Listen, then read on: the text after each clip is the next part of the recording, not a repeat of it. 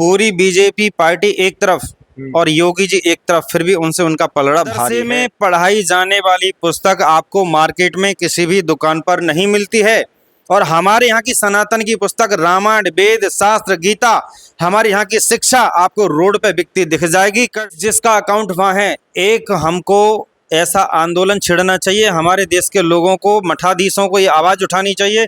जिसका account Switzerland में है, स्विस बैंक में, उसको आजीवन कारावास की सज़ा सुना दीजिए और वो पैसा ला करके किसान मजदूरों के खातों में डिवाइड कर दीजिए, मिडिल क्लास के में, जिसको आवश्यकता है। अपने आप साथियों को आ जाएगा कल युग में। कैसी बात कर रहे हैं? गरीबी खत्म हो जाएगी, लोगों को रोटियां मिलेंगी। दूसरी चीज़, हमारे यहाँ का सनातन के मठ मंदिरों से जो खजाना खोला जाता है और उससे कुंटलों टनों जो सोना निकलता है ना, कहाँ गया? सब गायब हो जाता है, सब पेट में चला जाता है। और हमारे सोने से, हमारे खजाने से, हमारे सनातन के धार्मिक स्थलों की कमाई से मदरसा, चर्च में और मौलवियों को सैलरी मिलती है। क्या किसी पुजारी को सैलरी मिल रही है? हमारे देश का पैसा, हमारे सनातन का पैसा सनातन पे खर्च होना चाहिए। अगर उन पर इन्वेस्ट हो रहा है तो उनका पैसा जब्त करके हमारे सनातन में प्रयोग कर देना चाहिए। डेफिनेटली इंस्टेंट काम करना चाहिए। तो सर, आपको क्या लग रहा है, सरकार कोई कांग्रेस की चल रही है, समाजवादी पार्टी की चल रही है कि ये दूसरे धर्मों के साथ पैसा खर्च किया जा रहा है, हिंदुओं का पैसा उठाया जा रहा है मंदिरों से? ये गुमराह किया जाए सनातनियों के लिए। सनातन को गुमराह करके ऐसा भांग का नशा कर दिया है कि उनको यही होश नहीं, हमारा पैसा मजे कौन ले रहा है। तुम्हारे पैसे से वहाँ मदरसे चल रहे हैं, उनमें आतंकवाद पढ़ाया जा रहा है। मदरसे में पढ़ाई जाने वाली पुस्तक आपको मार्केट में किसी भी दुकान पर नहीं मिलती है, और हमारे यहाँ की सनातन की पुस्तक रामायण, वेद, शास्त्र, गीता, हमारे यहाँ की शिक्षा आपको रोड पे बिकती दिख जाएगी। फुटपाथों पर बेचते हैं लोग, रोड पर गीता बेचते हैं दो रोटी कमाने के लिए, लेकिन इनके मदरसे की पुस्तक क्यों नहीं मिलती? क्योंकि उसमें साफ साफ आतंकवाद पढ़ाया जा रहा है।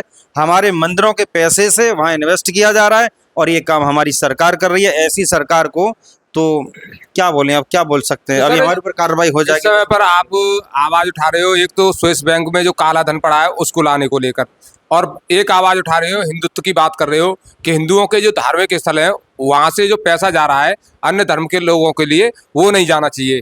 जो पैसा है वो हिंदुओं के साथ खर्च होना चाहिए। बिल्कुल। लेकिन क्या लग रहा है, क्या आपके साथ और भी लोग सपोर्ट में आएंगे? देखिए, अगर सनातनियों के शरीर में, उनके नसों में ये खून दौड़ रहा है ना, जो बहुत सनातन सनातन हिंदू राष्ट्र का हल्ला करते हैं, तो निश्चित इसी वीडियो पर मिलियन में कमेंट और व्यूज़ होंगे। क्योंकि मैं उनके देश की और उनके हित की बात कर रहा हूँ, ना कि मेरा कोई देश है, ना मेरा कोई हित है। आज आप देख रहे हैं, मैं अपने पेट से बार बार इस अंगोछे को बांध के बैठा हूँ। मेरी आत्मा दुख रही है अंदर से, दिल रोता है। अगर हाथ में कुछ पावर होती तो 2 मिनट के अंदर यही फैसले सुनाता। सबसे पहले सनातन का झंडा इतना लहरा देता कि उसकी तरफ देखने वाले की या तो नज़र पड़ती नहीं, और पड़ती तो आजीवन उस झंडे के नीचे रहता, कहीं जा नहीं सकता। सर, आप लगातार सनातन की बात कर रहे हो, तो एक मुद्दा और इस समय पर गरमाया हुआ है। कुछ मुस्लिम वर्ग के लोग ये कह रहे हैं कि जो हमारी गौ माता है इसको राष्ट्र माता बना दिया जाना चाहिए, लेकिन फिर भी जो है सरकार जो है बैकफुट पर दिख रही है। देखिए, जब दूसरा पक्ष राजी है, सनातनी लगातार आवाज उठा रहे हैं, चाहे शंकराचार्य हों, चाहे बागेश्वर धाम वाले बाबा हों, चाहे अन्य जो भी सनातन के बाबा हैं, सभी आवाज उठा रहे हैं कि लगातार के राष्ट्र माता घोषित करो गौ माता को। तो दिक्कत कहाँ है? दिक्कत है राजनीति, वोट बैंक की। उनका चुनाव हार जाएंगे, सत्ता चली जाएगी, कुर्सी छिन जाएगी। कुर्सी न जाए, बाकी जान चली जाए, गाय कट जाए कुछ। और एक हमने सुना अभी खबर में कि 14 वर्ष से पहले की गाय नहीं कटेगी, उसके बाद काट सकते हैं। तो कहने का मतलब ये, जो इस बात को कह रहे हैं, उनकी अम्मा ने जब उनको जन्म दिया था, तो जन्म देने के बाद अपनी माँ को भी कटवा दो। वो कौन से बच्चे दे रही है? अपनी माँ को कटवाओ, कट्टी ले जाओ। ये मुद्दा जो 14 वर्ष वाला है, तो क्या जो भी गौवंश पैदा होंगे उनके जन्म प्रमाण पत्र बनवाएगी सरकार? क्या करेगी सरकार? कुछ नहीं बनवाएगी। कुल मिला के कट्टी घर चल रहे हैं। 35-35 करोड़ रुपए की सब्सिडी मिल रही है, बिजली फ्री है, इतना अनुदान आ रहा है गाय काटने के नाम से, विदेशों से फंडिंग हो रही है। इसमें लिप्त हमारे राजनीतिक नेता हैं। अगर जिनका पर्दा उठ गया ना, तो इनको ऑक्सीजन नहीं मिलेगी इस देश में। वो दिन आएगा निश्चित। जरूरी नहीं कि मैं मरी जाऊंगा, मुझे लोग मार देंगे। कभी जिस दिन मौका लगा, मेरे हाथ में इतने कानून हैं बनाने के लिए। अंग्रेजों के कानून पे क्यों काम कर रहे हैं? मंदिरों का खजाना खोल करके क्यों जमा करते हैं? ये अंग्रेजों ने किया था। यहाँ मंदिरों को लूटो, सोना चांदी लो और भाग लो, वही ये सरकार कर रही है। ये अंग्रेजों की गुलाम है। अंग्रेजों के बनाए कानून चल रहे हैं। प्रत्येक डिस्ट्रिक्ट में एक कलेक्टर बैठा है। Collector means DM. कलेक्टर किसने बनाया था? अंग्रेजों ने बनाया था। कलेक्टर का मतलब है कलेक्ट करना, पैसा इकट्ठा करना और अंग्रेजों को देना। आज अंग्रेजी शासन नहीं है, हमारा देश आज़ाद है। किसका आज़ाद है? आज भी हर डिस्ट्रिक्ट में डीएम है, लूट लूट के तुम्हारी गवर्नमेंट खजाना भर रहा है। ये सब खत्म होने चाहिए। तो देखिए, मुद्दे बहुत सारे हैं और बहुत सारी इस समय पर व्यवस्थाएं भी खराब चल रही हैं। किसानों के भी बहुत सारे मुद्दे हैं। डीएपी नहीं मिल पा रहा है, यूरिया नहीं मिल पा रहा है और सरकार कह रही है खेत बचाओ। देखिए, खेत बचा लो या ना बचा लो, आप देख रहे हैं जहां उनके मित्र की नज़र जाती है उसी के नाम भूमि लिख दी जाती है। टोल उसके, झोल उसका, कोल उसका, लोल उसका, पोल उसका, तार उसका, कोयला उसका, पानी उसका, जहाज उसका, शिक्षा उसकी, बिजली उसकी, पानी उसका, बचा क्या? गैस उसकी। एक रिमोट कंट्रोल से आपको कंट्रोल किया जा रहा है। डेफिनेटली मैं आपको 100% श्योरिटी के साथ ही बोल सकता हूँ, जिस दिन उनकी मर्जी होगी बटन ऑफ हो जाएंगे और आधी जनता 50% भूख से मारी जाएगी इस देश में।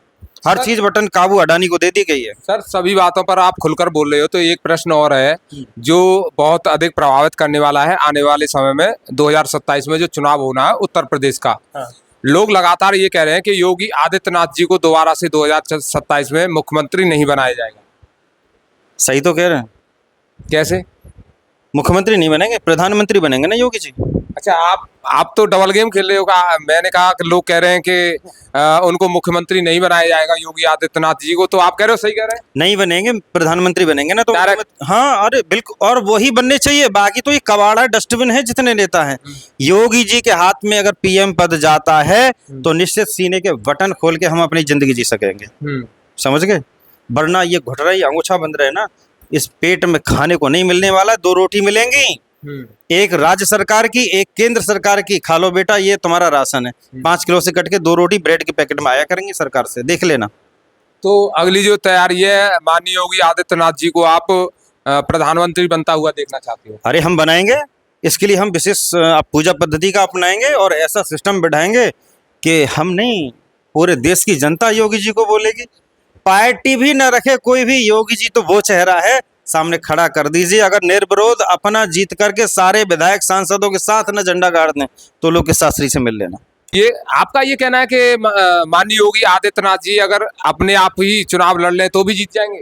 बिल्कुल निश्चित। देखिए, पूरी बीजेपी पार्टी एक तरफ और योगी जी एक तरफ, फिर भी उनसे उनका पलड़ा भारी है। हर युवा की, हर वृद्ध की, हर महिला की सोच योगी जी है। योगी कोई आदमी नहीं, कोई पर्सन नहीं, कोई सीएम नहीं, वो एक सोच बन चुकी है। ये आप देख लेना समय आने पर। यानी मोदी और शाह पर भारी पड़ने वाले हैं योगी जी? पड़ गए, पड़ गए, पड़ गए। हाँ। तो देखिए, आगे भी चर्चा होती रहेगी। जिस तरह से योगी जी का समर्थन कर रहे हैं, पूरी तरह से ये सनातनियों का समर्थन है। बिल्कुल खूंटा ठोंके हमेशा था, है और रहेगा। तो देखिए, आगे भी चर्चा होती रहेगी, क्योंकि आने वाले समय में 2027 में जल्द ही यूपी में चुनाव है और इनका जो विचार है खुलकर ये रखते हैं। चाहे प्रदेश की बात हो, चाहे देश की बात हो, कोई भी मुद्दा हो, सभी पर खुलकर विचार इनके आते रहते हैं। आप हमारे चैनल को सब्सक्राइब जरूर कर लें और फॉलो कर लें।